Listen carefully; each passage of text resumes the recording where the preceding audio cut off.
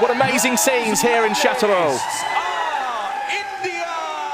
नमस्कार दोस्तों, आज का दिन भारत के लिए बहुत अच्छा रहा और जैसा कि हमने कल अपने वीडियो में कहा था कि आज एक मेडल फिर से आने वाला है, वो मेडल आ चुका है। और हमने यह भी कहा था कि हॉकी का मैच जरूर देखिएगा और अगर मज़ा नहीं आए तो कमेंट में आकर बताइएगा। तो हॉकी का मैच भी बहुत ज़बरदस्त रहा। आज भारत ने आयरलैंड को हरा दिया और आज भारत को ऐतिहासिक मेडल प्राप्त हुआ है। हम लोग इस पर चर्चा करेंगे और अभी तो बस शुरुआत है। अब की बार 10 मेडल पार हम लोग जरूर करेंगे क्योंकि अभी तो बस शुरुआत हुई है।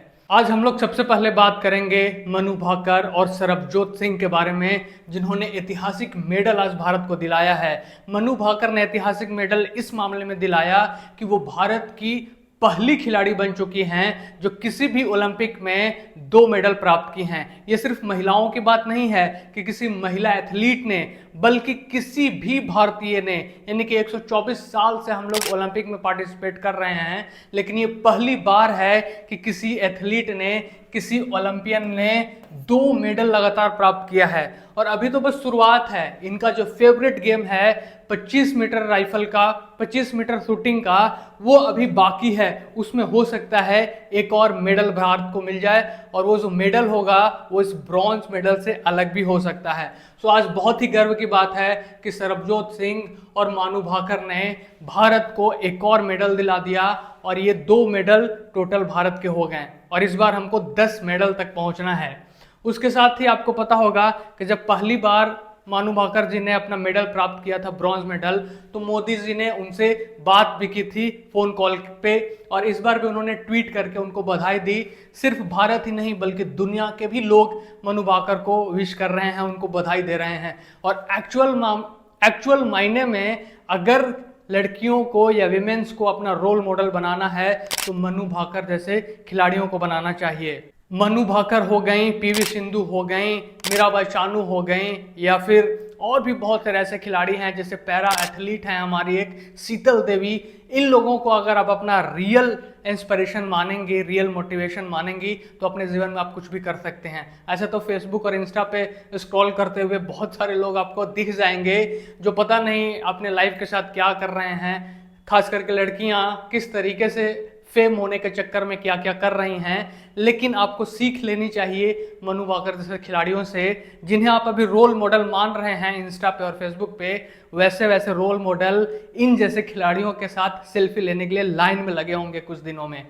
तो ऐसे लोगों को आप रोल मॉडल मानिए जिनसे बात करने के लिए मोदी भी खुश हो रहे हैं। जब आप इनके पेरेंट्स को देखेंगे मैच जीतने के बाद, जब इनके पेरेंट्स से मीडिया बात कर रही थी तो क्या मोमेंट था वो। जब उनके पेरेंट्स बात कर रहे थे तो आपको गूज बम्स आएंगे, आपको मोटिवेशन मिल जाएगा। इतना कमाल का मोमेंट होता है क्योंकि ऐसे पेरेंट्स को भी बहुत सलाम है जो अपने बच्चों को इस तरीके से मोटिवेट करते हैं और आगे बढ़ने देते हैं, जो देश के लिए कुछ कर पाते हैं। सिर्फ देश के लिए ही नहीं, विश्व की बहुत सारी लड़कियों के लिए आज ये रोल मॉडल बन गई होंगी, मिसाल बन गई होंगी। बहुत सारी लड़कियां आज इंस्पायर हुई होंगी इनसे कि हम भी अपने लाइफ में कुछ करेंगे। तो ये है मनु भाकर, सरबजोत सिंह, जिन्होंने भारत के लिए बहुत ही कमाल का पदक हासिल किया है आज।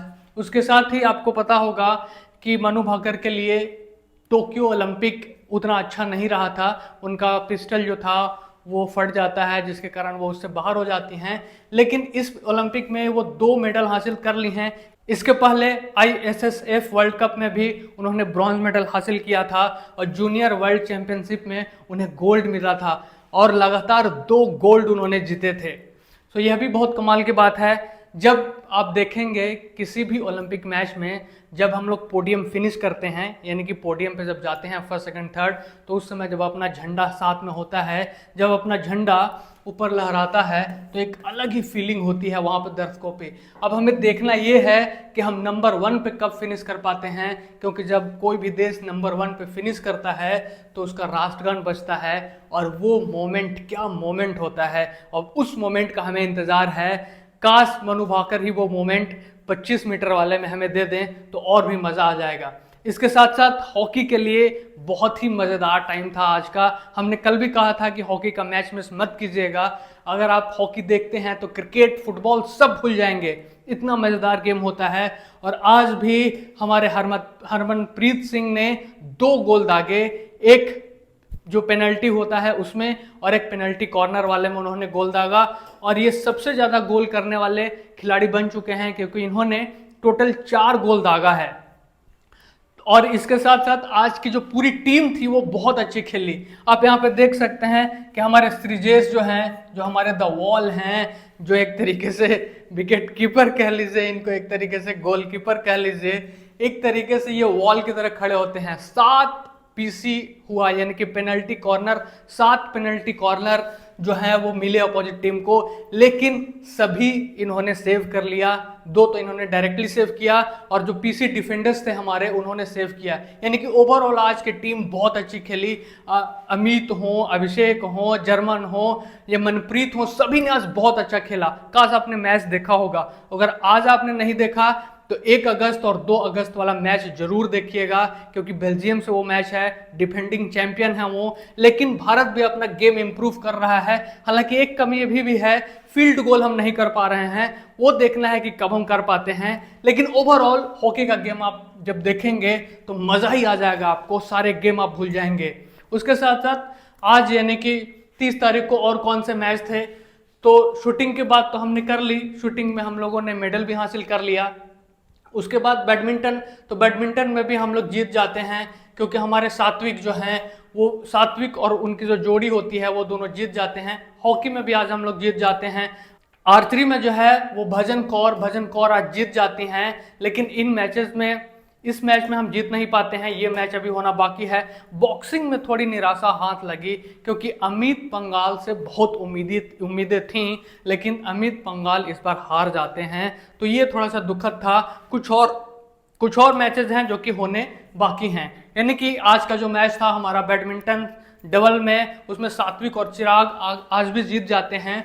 और जब आप मैच होता है उस समय जब आप दर्शकों को देखेंगे तो बहुत मज़ा आएगा आपको देख करके। इसलिए लाइव मैचेस ओलंपिक का आप जरूर देखिए, बहुत मज़ा आएगा आपको। उसके बाद हमने आपको बताया कि भजन कौर भी जो हैं, भजन कौर भी जीत जाती हैं आर्चरी में, यानी कि ये आगे के लिए क्वालिफाई कर जाती हैं, 1/8 के लिए क्वालिफाई की हैं। उसके साथ ही हमने आपको फर्स्ट वीडियो में भी बताया था कि हमारे बलराज जी हैं, ऐसे प्लेयर हैं, कुछ गेम ऐसे हैं जिसमें आपको इंडिया कभी दिखेगा ही नहीं। ये वैसा ही गेम है, ये चौथे इंडियन प्लेयर हैं जो क्वार्टर फाइनल्स के लिए क्वालिफाई किए थे।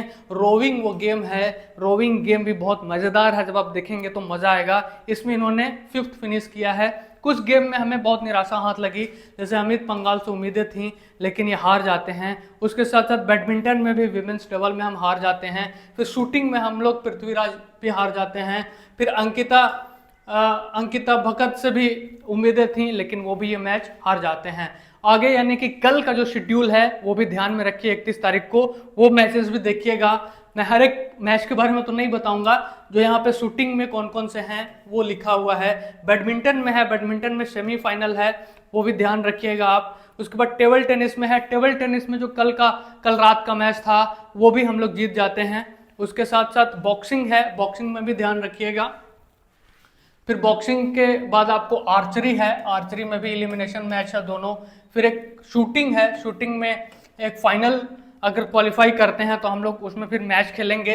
आर्चरी है, आर्चरी में एलिमिनेशन मैच है, ये भी आर्चरी का ही है, 2 मैच है। उसके बाद बैडमिंटन का होगा, ग्रुप स्टेजेस का मैच 2 होगा, फिर बॉक्सिंग होगा। यानी कि ये कुछ मैचेस है, आप स्क्रीनशॉट ले लीजिए, आप ध्यान रखिएगा कि किस टाइम मैच होने वाला है और मैच देखिए, उसका आनंद लीजिए।